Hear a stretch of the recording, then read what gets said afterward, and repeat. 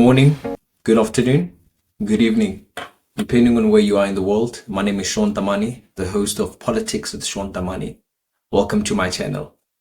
Today I thought I should do something special, considering the fact that the National Senior Certificate results will be announced very soon. And I understand that many of you might be anxious. You might be going through a period of not knowing what's the next step. What are you going to do?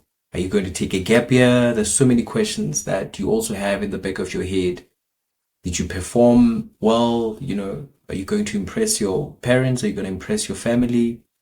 So there's so many things that are happening right now that might, in one way or the other, affect the way in which you see yourself, you see your future, and whether you look forward to, doing something different from what you were doing the previous year.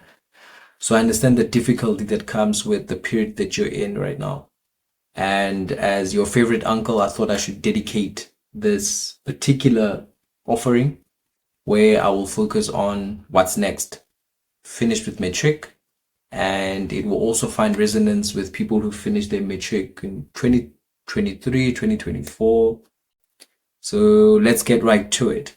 Now, borrowing from the Northwest University prospectus, which I downloaded online, which you could also get from NW's portal, my alma mater, where I did both my undergraduate studies and postgraduate studies, where I got my undergraduate degree in political science and international relations, Bachelor of Social Sciences, that is, and I got my postgraduate honors in political studies. So it is only fitting that I borrow from such an institution, a great institution that is, an institution that has developed the likes of, or nurtured rather, the likes of Shaun Tamane. So I'm truly grateful to be using their prospectus to, I guess, maybe show you certain things that, come or arise as the person who is now looking towards a post-matric life and post-matric opportunity discourse, I guess. So now the most important thing now to look at is what is an APS, which on the Northwest University prospectus is page 5.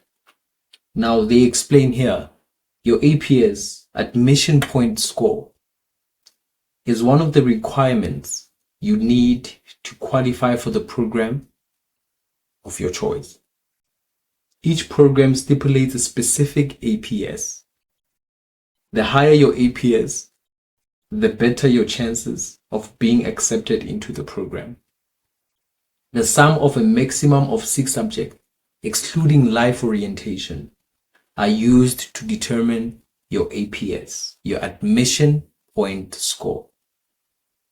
So also you would see on the prospectus, they have a QR code, which you could use as an APS calculator. In the case in which maybe you are not too sure as to what your APS score is. And I love the example that they've given there, which actually gives you a better direction as to how you calculate your APS score. So essentially the APS score is used to know where you fall, which category you fall into, and which, I guess, programs you're eligible to study at the Northwest University. Now, they might differ as you go from one university to the next, depending on the criterion, that is. So that is what the APS score is essentially. And I understand many of you right now, you might have your statement of results or expecting to collect your statement of results. So this is the first thing that I would guide, or I would say that you should do. Once you get your results, statement of results, it is important to check your APS score. Spend time with calculating it so you can really understand where you fall as a prospective student with the Northwest University or potentially with another university of your choice. So now that is the first start. And then you will have now different faculties.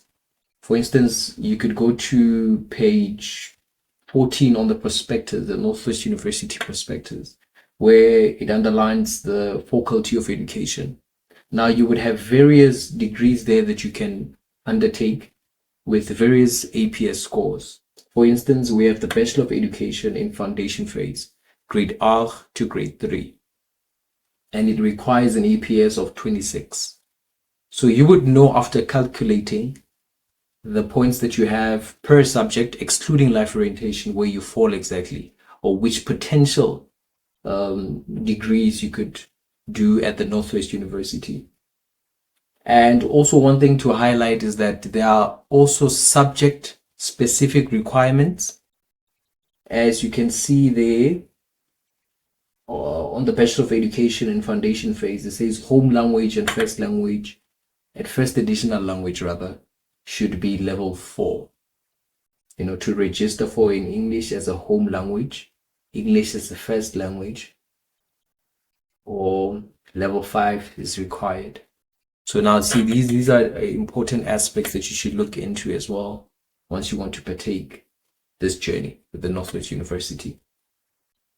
So there are different other faculties that are given there at the Northwest University. You also have the Faculty of Natural and Agricultural Sciences. And you have various other faculties like the Faculty of Economic Management Sciences, with various degrees that they offer, from Bachelor of Commerce in Accounting, to Bachelor of Commerce in Chartered Accountancy. So very interesting curriculums or areas of choice that you could have. Let's go.